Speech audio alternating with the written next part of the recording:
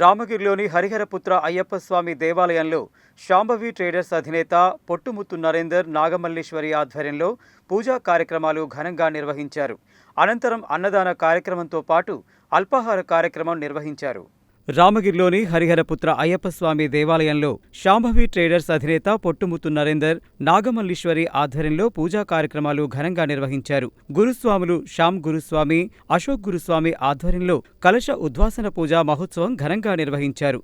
అనంతరం శాంభవి ట్రేడర్స్ అధినేత పొట్టుపొత్తు నరేందర్ గురుస్వాములతో కలిసి క్యాలెండర్ ఆవిష్కరించారు. అనంతరం గురుస్వాములకు ఘనంగా సన్మానించారు. అనంతరం అన్నదాన కార్యక్రమంతో పాటు అల్పాహారం కార్యక్రమం నిర్వహించారు. ఈ కార్యక్రమంలో ఆలయ అధ్యక్షులు రవికుమార్, స్వాములు, భక్తులు పెద్ద ఎత్తున పాల్గొన్నారు.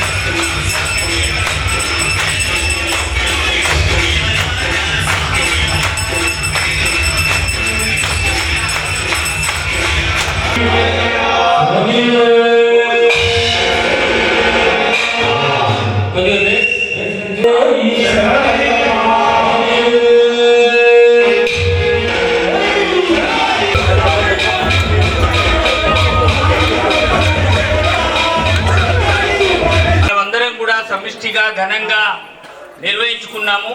ఇది గొప్ప అదృష్టం. మనకు పాల్గొన్న వాళ్ళందరూ కూడా స్వామివారి యొక్క ఆశీస్సులను పొంది ఉంటారు. నేటితోటి కలశ ఉద్వాసన కార్యక్రమం జరుగుతుంది. రేపటి నుండి స్వామివారికి పడిపాట ఉంటుంది.